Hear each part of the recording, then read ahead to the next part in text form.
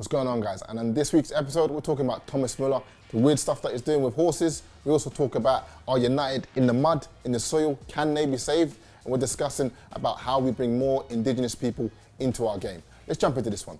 It appears that an MPL, a well-known MPL club that I'm not going to mention the name of, right, had this thing where somebody's visa on their team was running out. Okay. Right? Yeah. Player or whatever. And one of the gaffers or one of the coaches, right, have said that those two are in a relationship. Okay. Gone to government. Yeah. As in a gay relationship. Okay. And they got the visa extended for another 12 months. So the player was in a relationship with the coach. They've said that. They've said that. NPL club. It's an MPL. I'm not going to say which club. I don't want to bait him up too much. RPL icon. I'm not going to say which club. Sir Alex Ferguson's the best manager of all time, but Pep Guardiola is the best coach of all time. I like that. That is, I think that's a great take. Yeah.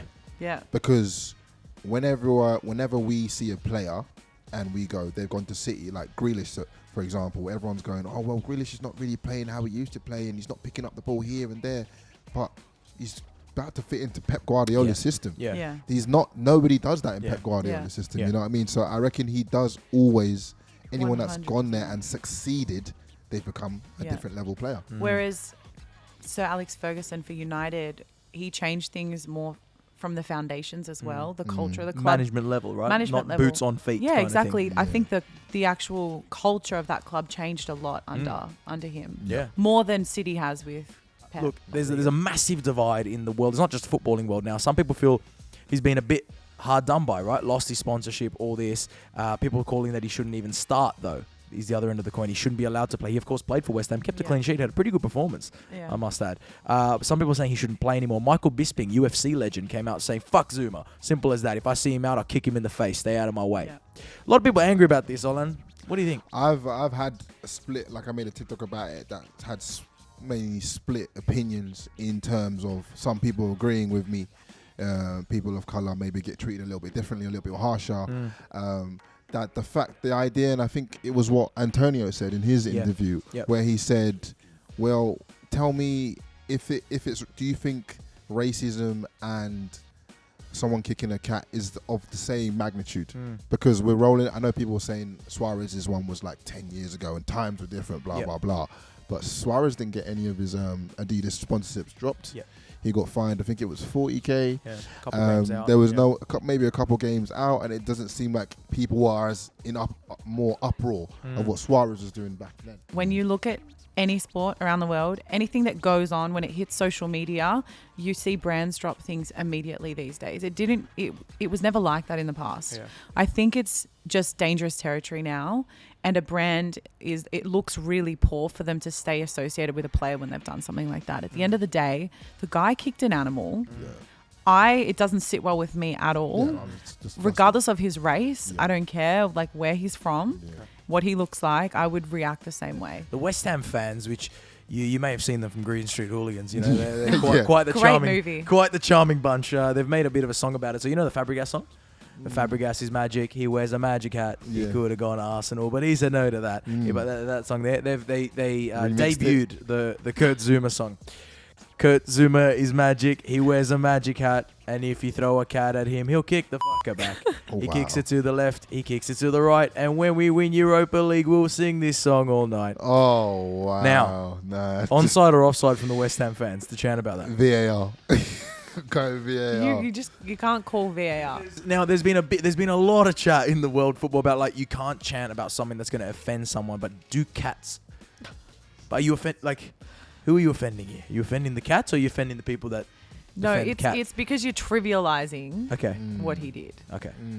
But as much as I know, I just sat there and complained a lot about what he did. I actually don't think there's anything wrong with the chant. I think one of the best things about football is how they can turn a narrative like that into something kind of entertaining. Yeah. Seeing the fun side of it. There's no fun side of kicking a cat. Yeah, But yeah. make a chant out of it, make a joke out of it. I don't care. It's definitely not condoning the behavior either. Yeah. I think it's just reiterating what he this done. is just how it is. This is what happened. Times are changing. There are things you can chant about. There are things you can't. If it offends someone on the pitch, if it could be potentially offensive to someone, it shouldn't be said in a football stadium.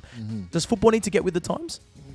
I don't know, because I just feel like football, that's some part what we love about football. Okay. You know, that side where it's a very much fan game. Like, as like the fans are what's most important about football. Yes, we've got the players and the people that buy, but at the end of the day, people go to football matches for the atmosphere, for the fans, what you're going to get, you know, how they feed and give the players that energy, you know. And if you're trying to diminish them, I reckon you're changing the game a bit. The problem is football's no longer, now that it's like you're shown all around the world, you see it on TV. Now it's not just, you're not just affecting the people in the stadium. I think that's the biggest thing, right? Tottenham fans have come out, a lot of them are in support saying, no, we want to keep it, right? This has happened before. Atletico Madrid were called the Indios by Real Madrid, the Indians, right? Because they signed some players from South America back in the 50s, 60s. They ended up adopting that. Yeah. And their mascot is a native Indian, and they adopted it. Now, to them, it's not offensive. Yeah, but now I that do your games are being broadcast around the world and everyone can see different. that, you're probably offending someone out there. Yeah. According to sources, Muller and his wife have had 1 or 2 horses get injured as they prepare for mating. They stimulate the act of sex between the horses to get semen from them, right? So I think Thomas Muller's jerking off his horse. What I think is going on here? I'm What the actual hell? I'm using the so- information given to me. Okay. What I does it have mean by so he's many preparing his horses So for I think intercourse? what I'm thinking, right, is they are training the horses to ejaculate quite often, so that when mating But season how? comes around, I want to know how you train them to do that.